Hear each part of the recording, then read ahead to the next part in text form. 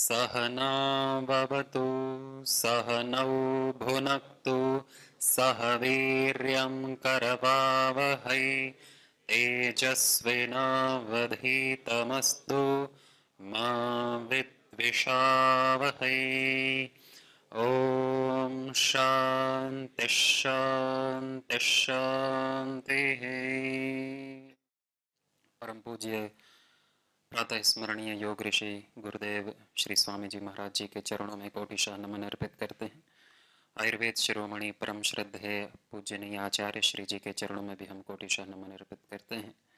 हमारे सभी मुख्य केंद्रीय प्रभारी गणों को भी नमन, और आप सभी दिव्य आत्माएं, पुण्य आत्माएं जो भारत देश के कोने कोने से यहाँ पर गुरुधाम में हरिद्वार में विराजमान हैं, आप सबको भी कोटि कोटि प्रणाम, अभिनंदन। आप सभी अपने जीवन में अपने अपने क्षेत्रों में इस दिव्य ईश्वरीय विद्या को जान रहे हैं, सीख रहे हैं और इसका प्रचार प्रसार कर रहे हैं। विद्याएं दो प्रकार की बताई गई हैं, एक अपरा विद्या और एक परा विद्या। अपरा विद्या हमें लौकिक ज्ञान देती है, भौतिक ज्ञान देती है, और परा विद्या जो आध्यात्मिक विद्या है, जो एकत्व का ज्ञान देती है, जो ईश्वर का ज्ञान देती है, जो हमें मुक्त करती है हर प्रकार के विकार, अशुभ, द्वंद्वों से। जो मुक्त करने वाली विद्या है उसे परा विद्या कहते हैं। योग परा विद्या है। तो उस परा विद्या का अभ्यास जो करते हैं वो अपने जीवन को धन्य कर लेते हैं। ये ईश्वर की विद्या है, ये भगवान श्री कृष्ण की विद्या है, भगवान शिव की विद्या है, साक्षात नारायण की विद्या है। सभी गुरुओं की यही विद्या है, यही गुरुवाणी है योग। इसलिए परम पूज्य स्वामी जी महाराज इस बात को बारंबार कहते हैं, प्रतिदिन कहते हैं कि योग से ही दिन की शुरुआत हो। योग आधार है। सारी चीज सफल हो रही है क्योंकि मूल में, आधार में योग है, समता है। समत्वम योग उच्यते, कुशलता है, अनुशासन है।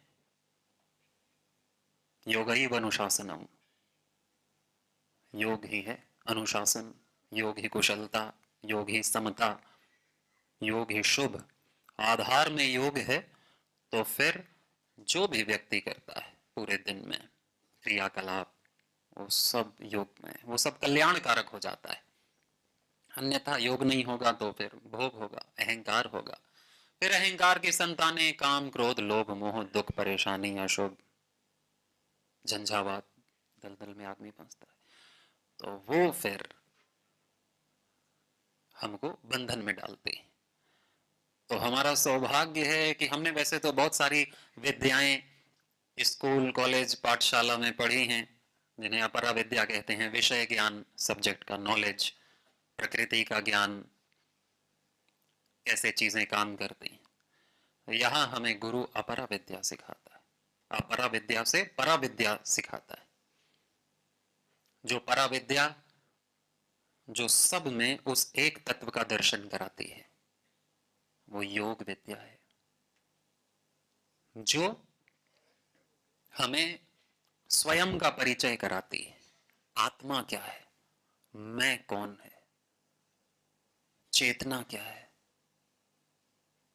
कौन है जो इस शरीर के भीतर सदा जीवित है, सोते हुए भी, जागते हुए भी, बचपन, बुढ़ापे में, और उसके बाद भी हर शरीर में जो है, उस स्वयं से परिचय कराने वाली, ईश्वर का साक्षात कराने वाली, और हर प्रकार के भ्रम, अविद्या, पंच क्लेशों से मुक्ति दिलाने वाली विद्या का परिचय गुरु कराता है। वही सदगुरु है, वही परम गुरु है। और उस गुरु के बिना फिर जीवन व्यर्थ, निरर्थक, दुखदाई, दुख अज्ञान अनंत फला हो जाता है। दुखालयम अशाश्वतम। तो भगवान ने भी कहा कि जो इस मेरी विद्या का प्रचार जन जन में करेगा वो मेरा सबसे प्रिय भक्त है। गीता में भगवान ने कहा कि जो मेरी इस योग विद्या को जी करके इसका प्रचार करेगा, इसको बोलेगा, बताएगा, दूसरों तक फैलाएगा, वो मेरा सबसे प्रिय है, सबसे प्रिय। तो इतना हमें विश्वास, कॉन्फिडेंस होना चाहिए कि भगवान का हाथ हमारे सर पे है, क्योंकि मैं उसका कार्य करता हूं, मैं अपने गुरु का कार्य करता हूं, मैं सात्विक कार्य करता हूं, और मेरी सारी परेशानी, सारी बुराई बस मैं भूल जाऊं, उसे भगवान को सौंप दूं। बस मुझे याद रहे उसका काम, कि मैं जैसा भी हूं, जो भी हूं, मैं इस काम को नहीं छोड़ूंगा अंतिम श्वास तक। मेरा ध्येय, मेरा लक्ष्य यही रहेगा जो गुरु का है। गुरु का भी यही लक्ष्य है, ध्येय है। उस ध्येय लक्ष्य से एक हो जाना, यही तो गुरु भक्ति है। गुरु भक्ति ऐसा नहीं कि हम गुरु बना लिए और गुरु का ध्येय कुछ अलग और हमारा अलग, गुरु का जीवन चिंतन अलग और हमारा अलग। एक एकत्व हो जाता है, जैसे पति पत्नी में एकत्व होना बहुत आवश्यक है, अलग अलग नहीं, तो तभी परिवार चलता है और तभी ही हमारा जीवन भी अच्छा चलता है, यदि हम अपने गुरु से एक है, हमारा मन और हमारी बुद्धि, हमारा ज्ञान, उद्देश्य। मम व्रते हृदयं ते दधामि, मम चित्तम अनुचित्तम ते अस्तु, मम वाचम एक मनाजुषस्व बृहस्पतिस्त्वा नियुनक्तु मह्यम। एक वाणी हो, एक चित्त हो, एक भाव हो, एक व्रत हो, व्रत भी एक हो। तो योग में हमें व्रतों का पालन करना होता है, और ऐसा व्रत जैसे हम छोड़ नहीं सकते किसी भी काल में, हर हाल में जैसे निभाना होता है, उस व्रत को कहते हैं महाव्रत। कुछ व्रत होते हैं जो 9 दिन के होते हैं, 1 दिन के होते हैं, 2 दिन के होते हैं, किसी स्थान पर जाकर के होते हैं। एक होता है महाव्रत, योग महाव्रत है, जिसे छोड़ा नहीं जा सकता, जिसे छोड़ दिया तो बस फिर तो नरक है। हाँ, कुछ चीजें छोड़ी नहीं जा सकती, कुछ चीजें कुछ समय के लिए ही होती हैं, फिर छोड़ देनी होती हैं। लेकिन एक योग एक ऐसा व्रत है जिसको व्यक्ति छोड़ना हानिप्रद है, और व्यक्ति की अपनी चॉइस है, फिर स्वतंत्र है कि वो चुनता क्या है। हाँ, वो सात्विकता चुनता है या राजसिकता, तामसिकता चुनता है। चुनाव करने में व्यक्ति स्वतंत्र है, कर्म करने में व्यक्ति स्वतंत्र है, लेकिन कर्म करने के बाद फल भोगने में वो स्वतंत्र नहीं है, पता ही नहीं है, फिर तो भोगना पड़ेगा। स्वतंत्रता एक लिमिट तक हमारे पास है, फिर उसके बाद हम परतंत्र हो जाते हैं। अब तो कर दिया, अब कांड करने के बाद फिर व्यक्ति परतंत्र है, फिर वैसा उसके दिमाग में, उसकी छाती में अच्छाई या बुराई वो बैठेगी, या तो उसे आनंदित करेगी या तो उसे जलाएगी, या तो उसे खुद को इंफीरियोरिटी कर देगी या सात्विकता रखेगी। तो इसलिए योग व्रत महाव्रत है। और योग व्रत के अंदर कौन कौन से व्रत हैं? यम नियम, हाँ, अष्टांग योग, अष्टांग योग। और महाव्रत कहा है यम को। यम क्या है? अहिंसा, सत्य, अस्तेय, ब्रह्मचर्य, अपरिग्रह, यमाह, ये यम है।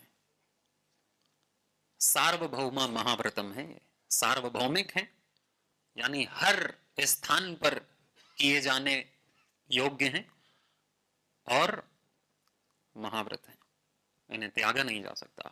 हर काल में, हर समय, हर जाति, हर देश के लोगों के द्वारा, कोई किसी भी मजहब का कहे अपने को, कोई किसी भी धर्म का हो, कोई किसी भी जाति का हो, अहिंसा, सत्य, अस्तेय, ब्रह्मचर्य, अपरिग्रह सबके द्वारा पालन योग्य है, मनुष्य मात्र, मानव के लिए।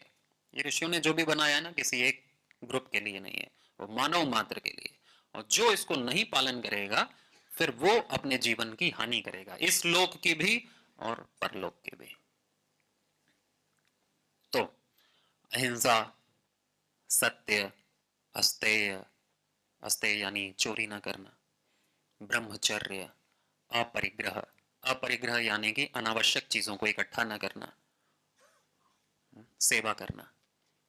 तो ये है यम। इस पर एक एक शब्द पर ही हम विचार करते हैं ना, तो बहुत गहरे गहरे शब्द हैं। इसको हम जितना भी अपने जीवन में एक शब्द भी उतार लिया, एक यम भी उतार लिया, तो वही कल्याणकारी हो जाता है, वही जीवन हमारा उद्धार कर देता है। जैसे गौतम बुद्ध ने अहिंसा परमो धर्म, एक अहिंसा से ही कैवल्य पाया, मोक्ष पद पाया। कोई सत्य को पकड़ता है, कोई ब्रह्मचर्य को पकड़ लेता है, कोई अपरिग्रह को, वैराग्यवान हो जाता है। किसी एक को भी पकड़ने से फिर सब पकड़ में आ जाता है। हाँ, क्योंकि वो सारे भगवान के ही गुण हैं। भगवान को थोड़ा सा भी पकड़ा तो पूरा पकड़ में आ जाएंगे, और एक भी नहीं पकड़ा तो फिर तो छोटा ही है। वो हमारा स्वभाव है यम। तो बस अपने स्वभाव में जीना, इसी को योग कहते हैं, कि हम अपने स्वभाव में आ जाएं, अपने आत्म भाव में आ जाएं।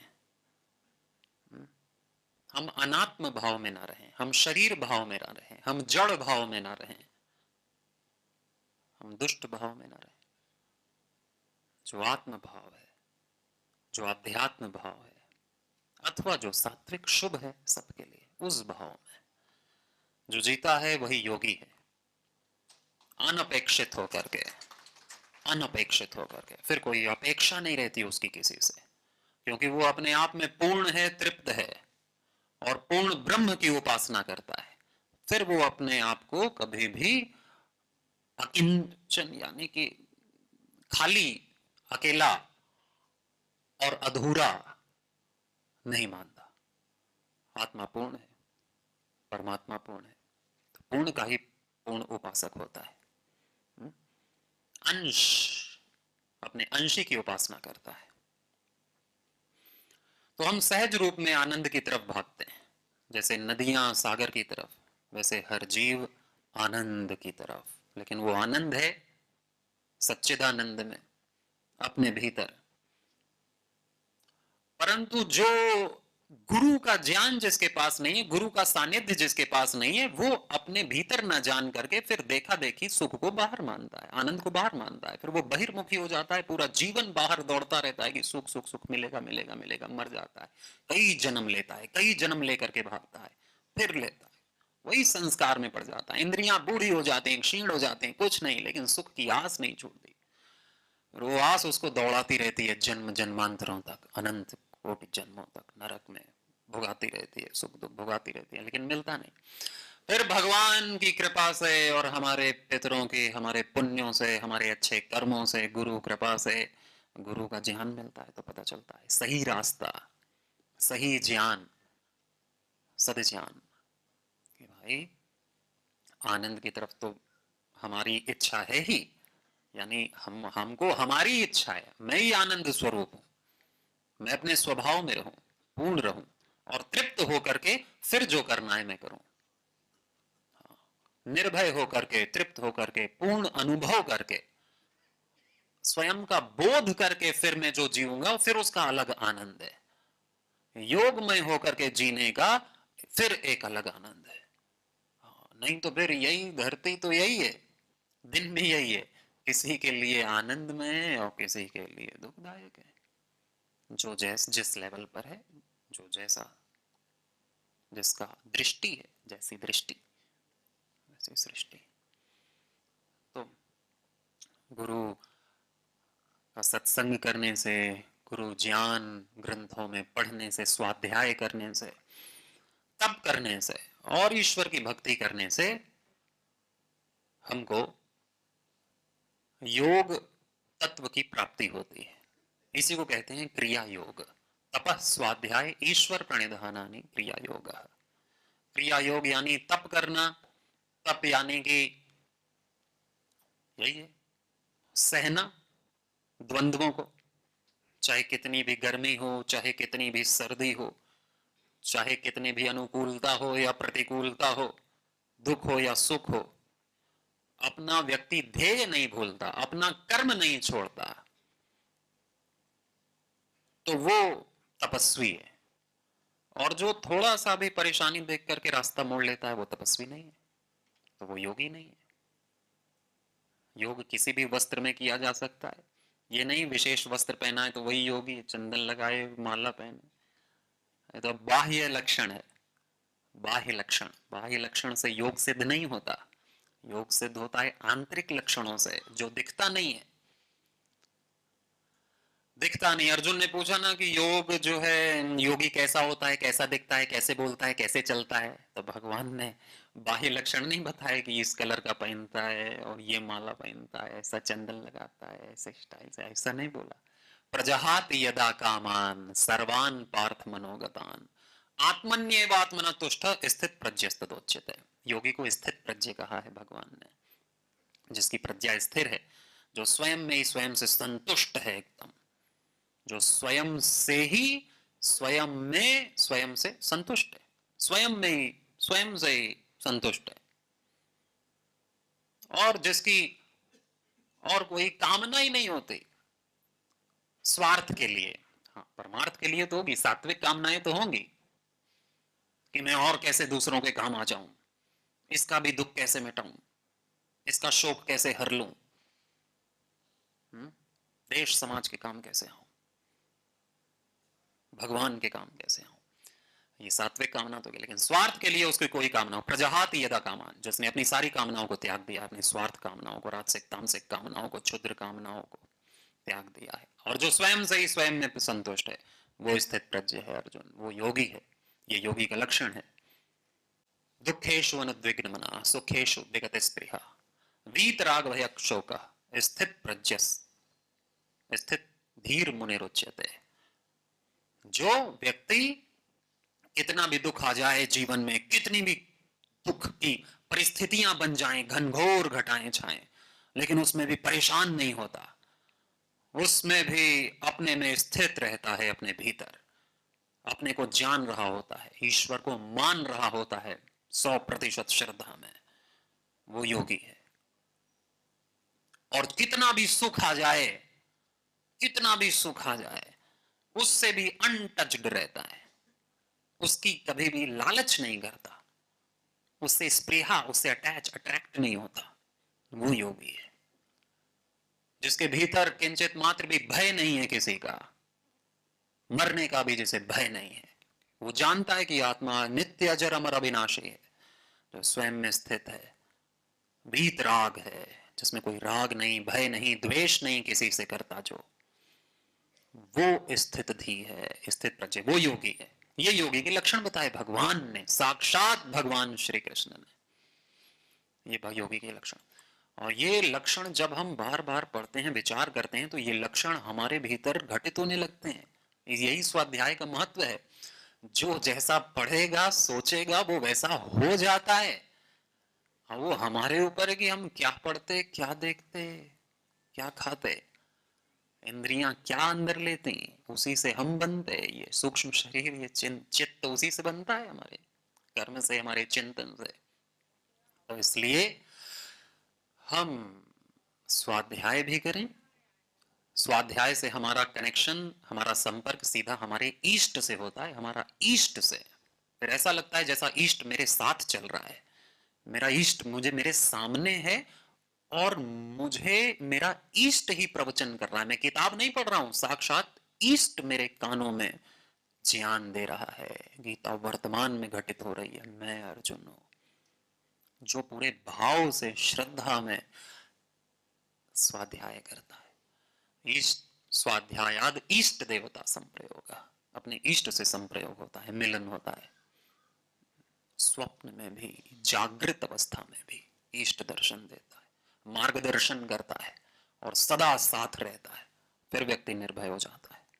स्वाध्याय तो तप के साथ साथ, अपने कर्म के साथ साथ स्वाध्याय भी आवश्यक है। और फिर इसका कोई घमंड ना हो, कोई इसका अहंकार ना हो, कोई मैं विशेष न मानूं अपनों को, दूसरों को, दूसरों को छोटा और अपने आप को बड़ा न मानने लगूं। इसलिए सब कुछ सौंप देते हैं भगवान को कि मेरा कुछ नहीं, जो कुछ है तो तेरा है। इसी को कहते हैं ईश्वर प्रणिधान, ईश्वर ही करा रहा है, उसी की कृपा से सब हो रहा है। नहीं मेरी क्या हस्ती, मेरी क्या औकात है जो मैं अपना कल्याण कर लूं खुद से ही। हाँ, वो भगवान की कृपा से। लेकिन भगवान कहते हैं कि तू ही कर, तो रहा है तेरा उद्धार, मैं नहीं करूंगा। हाँ, करना हमें, लेकिन फिर हमारे करने के बाद कृपा उसकी होगी, कृपा उसकी होगी। अपने बूते में क्या है, अपने बूते में तो अपना कर्म है, अपने बूते में उसकी कृपा नहीं है। उसकी कृपा हमारे बूता लगाने के बाद होती है। कृपा यानी कि कर और पाप। कृपा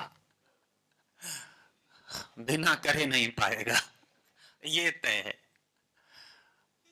कर और पाप तो भगवान भी कहते हैं उद्धरेद आत्मनात्मानम नात्मानम अवसादयेत आत्मनैव आत्मनो बंधुर आत्मैव रिपुर आत्मना। अपना उद्धार स्वयं से कर। उद्धरेद आत्मना आत्मा, स्वयं से स्वयं का उद्धार कर। अवसाद में मत जा, दुखी निराश मत पड़ा रहे। और कौन उठाएगा तेरे को, तू स्वयं है तुझ जो तुझको खुद को उठा सकता है, और कोई नहीं आएगा। ये भगवान की वाणी है। नात्मानम अवसाद, अवसाद में मत ले जा स्वयं को, खुद से। खुद से ही खुद को अवसाद में ले जा रहा है। अरे नहीं, ऐसा नहीं, खुद से ही खुद का उद्धार कर ले। और जो खुद से खुद का उद्धार करता है वही अपना मित्र है। और जो खुद को ही नरक में ले जाए वो बहुत बड़ा अपना शत्रु है। और जो स्वयं का ही शत्रु है फिर वो पूरी दुनिया भी उसके मित्र हो तो उसका कल्याण नहीं कर सकती। जो खुद ही अपना शत्रु है, जिस खुद ही अपने कल्याण की इच्छा नहीं हो रही, खुद ही अपने कल्याण के कर्म नहीं हो रहे, आप सौभाग्यशाली हैं कि आप अपने जीवन के इस बहुमूल्य जीवन के, इस मानव जीवन के समय को इस योग विद्या के प्रचार में लगा रहे हैं। ये आपका एक एक पल लगाया हुआ, ये आपका जन्म सुधार देगा, ये जन्म सुधार देगा। ये हमें अभी पता नहीं चलता हमारे कर्मों का फल क्या होने वाला है, लेकिन ये जन्म सुधारक तो यही पल है। ये हमारे पुण्यों से, हमारे माता पिता पितरों के आशीर्वाद से और दैवीय कृपा से हमको ये मिल रहा है।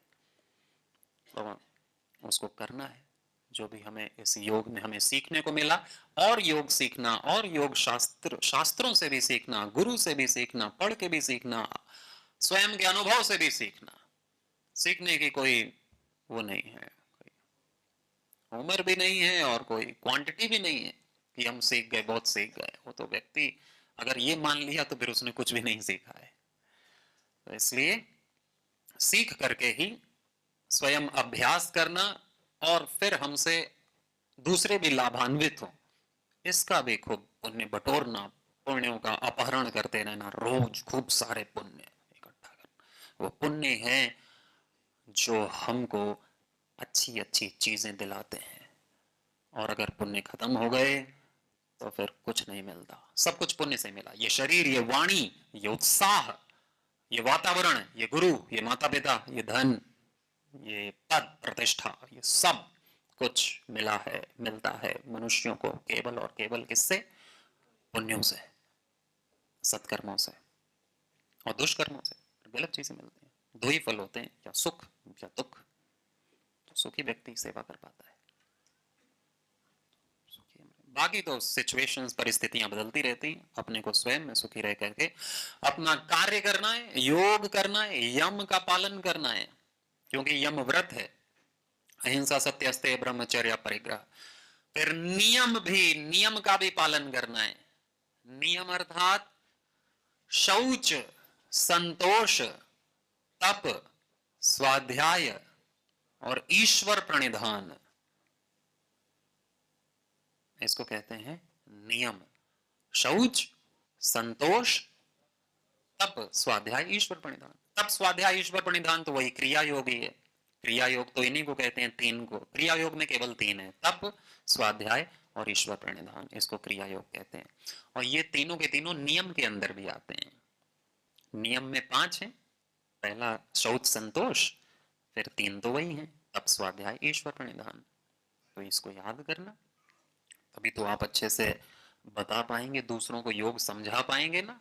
योग तो बहुत ऊंची चीज है, लेकिन उस बहुत ऊंची चीज को जानने करने के लिए ये शरीर तो ठीक होना चाहिए, और ये मन तो ठीक होना चाहिए। शरीर में 10 प्रकार के रोग हो रखे हैं और मन में भी डिप्रेशन आ रखा है, तो फिर ये क्या, ये ज्ञान कुछ काम नहीं आता। फिर ये सारा ज्ञान ये याद भी नहीं आता, और फिर तो मन भी नहीं करता है कुछ सुनने का। तो इसलिए सबसे सबसे बड़ी बाधा तो व्याधियां हैं। व्याधि योग की सबसे बड़ी बाधा है। योग मार्ग पे जो बाधाएं आती हैं वो महर्षि पतंजलि ने गिनाई, उसे अंतराय कहते हैं। बाधा को अंतराय या चित्त विक्षेप या योग मार्ग की बाधाएं, तो उसमें सबसे बड़ी और सबसे पहली बाधा बताई महर्षि पतंजलि ने व्याधि। व्याधि व्याधि यानी कि शारीरिक मानसिक रोग जो हो रहे हैं आजकल लोगों को। फिर मन की चंचलता, यादेस्त्यान, संशय, प्रमाद, आलस्य, अरुचि, भ्रांतियां कि मैं क्यों योग करूं, मैं तो बहुत काम कर लेता हूं, या योग मेरे लिए नहीं, मैं तो बुजुर्ग हो गया हूँ, ये तो जवानों के लिए, मैं मोटा थोड़ी हूँ, मैं योग क्यों करूं, समय नहीं है, मैं योग क्यों करूं। तो ये भ्रांतियां व्यक्ति पालता है ना, तो ये काम तो नहीं आती। फिर योग तो सबसे महत्वपूर्ण है। तो इसलिए ये सारी जब बाधाएं दूर होती हैं, जब हम योग में फोकस्ड रहते हैं और करते हैं, तब जैसे परम पूज्य स्वामी जी महाराज करते हैं, चाहे कितने भी दूर देश विदेश के प्रवास से आ रहे हों, रात में आए हों या उसी समय पहुंचे हों, जहां हो वहीं योग होता है फिर लाइव। चाहे सिंगापुर में हो, चाहे हांगकांग में हो, चाहे कहीं भी हो, लंदन में हो या न्यूयॉर्क में हो, जहां से वहीं लाइव होगा। अथक, निरंतर